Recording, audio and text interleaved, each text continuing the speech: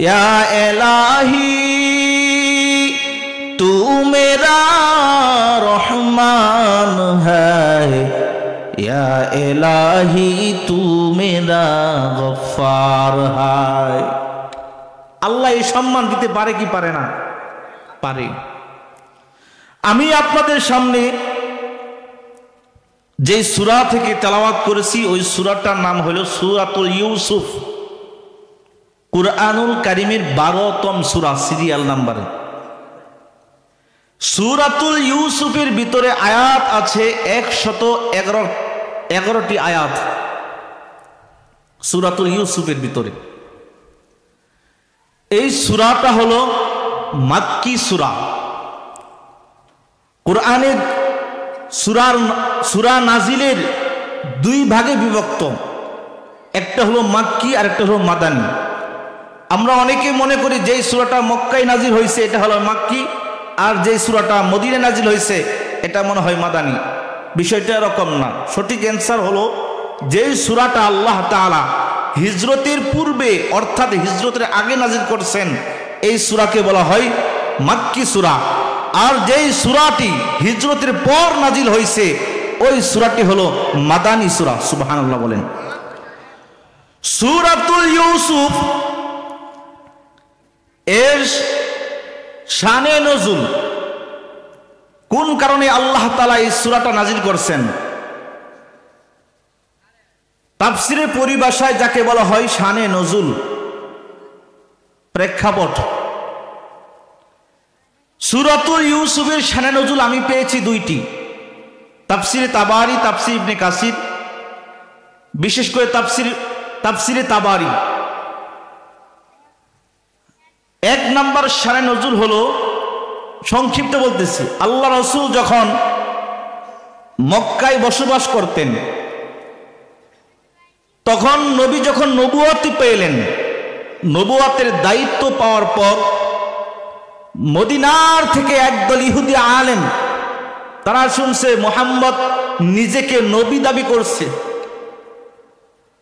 মায়ার নবীর নবুয়ত পরীক্ষা করার জন্য তারা মদিনা থেকে হিজরত করে একদল ইহুদি আলেম আল্লাহ রসুলের কাছে এসে প্রশ্ন ছুড়ে দিলেন, ইয়া মুহাম্মদ, সকলে বলেন সাল্লাল্লাহু আলাইহি ওয়াসাল্লাম, আপনি যদি সত্যি নবী হন ওই নবীর সম্পর্কে বলুন যেই নবী দাসত্ব থেকে রাজত্ব গিয়েছিলেন, যেই নবী মিশর থেকে শাম থেকে স্থানান্তর হয়ে, যেই নবী শাম থেকে স্থানান্তর হয়ে মিশর গিয়েছিলেন, যেই নবীর ঘটনা অত্যন্ত চমৎকার ওই নবী সম্পর্কে বলুন। আমার নবী তো গায়েব জানে না। বলেন গায়েবের মালিক কে?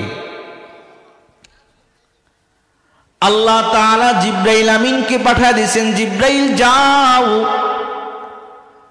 আমার নবীর কান মুবারকের কাছে পৌঁছায়া দাও, সূরাতুল ইউসুফ আলাইহিস সালামের পুরাটা জীবনী আমার নবীকে জানাইয়া দাও। আল্লাহর নবীকে জিব্রাইল আমিন আল্লাহর আদেশে সূরাতুল ইউসুফের পুরাটা জীবনী, ইউসুফ আলাইহিস সালামের পূর্ণাঙ্গ জীবনী বলে দিছেন। আর আল্লাহ রাসূল সাথে সাথে ইহুদি আলেমদেরকে ইউসুফ আলাইহিস সালামের পুরাটা জীবনী শুনাইয়া দিছে। আর সাথে সাথে ইহুদি আলেমদের ভিতরে 4 জন ইহুদি আলেম কালিমা পয়রা মুসলমান হয়ে গেছেন। এটা হলো 1 নাম্বার শানে নজুল। 2 নাম্বার শানে নজুল হলো তাফসির ইবনে কাসির প্রখ্যাত মুফাসসির আল্লামা আল্লাহর নবীর প্রিয় সাহাবী আব্দুল্লাহ ইবনে আব্বাস রাদিয়াল্লাহু তাআলা আনহু থেকে বর্ণনা। তিনি বলেন, একদিন সাহাবায়ে কেরাম নবীর কাছে আরজ করলেন, ইয়া রাসূলুল্লাহ, পয়গম্বর, আল্লাহ তাআলা তো অনেক সূরা, অনেক আয়াত, আল্লাহ তাআলা বিধিবিধান সম্পর্কে অনেক কিছুই নাজিল করেছেন। আমাদের একটা কিসসা কাহিনী শুনতে মনে চাই। আল্লাহ তাআলা যদি একটা কিসসা নাজিল করে আমাদেরকে শোনাইতো, আমাদের কলিজাটা ঠান্ডা হয়ে যাইত। আল্লাহর নবীর সাহাবীরা এই কথা বলার পর আল্লাহ তাআলা নবীকে জানা দিয়েছেন, ও নবী গো, আপনার সাহাবায়ে কেরাম ঘটনা শুনতে চেয়েছেন, আমি তো যেন তেন ঘটনা শুনাইতে পারি না। আহসানাল কসস, এই যুগের সর্বশ্রেষ্ঠ ঘটনা আমি আল্লাহ তাআলা আপনার সাহাবাদেরকে শুনাইয়া দিব। তৎক্ষণাৎ আল্লাহ তাআলা সূরাতুল ইউসুফ নাজিল করিয়া সমস্ত সাহাবায়ে কেরামদেরকে নাজিল করিয়া শুনাইয়া কলিজা ঠান্ডা করে দিয়েছেন। সুবহানাল্লাহ। ইউসুফ আলাইহিস সালাম তিনারা ছিল মোট 12 ভাই। জোরে বলেন কত ভাই? 12 ভাই। ইউসুফ আলাইহিস সালামকে আল্লাহ তাআলা কেমন সম্মান আর মর্যাদা দিয়েছিল।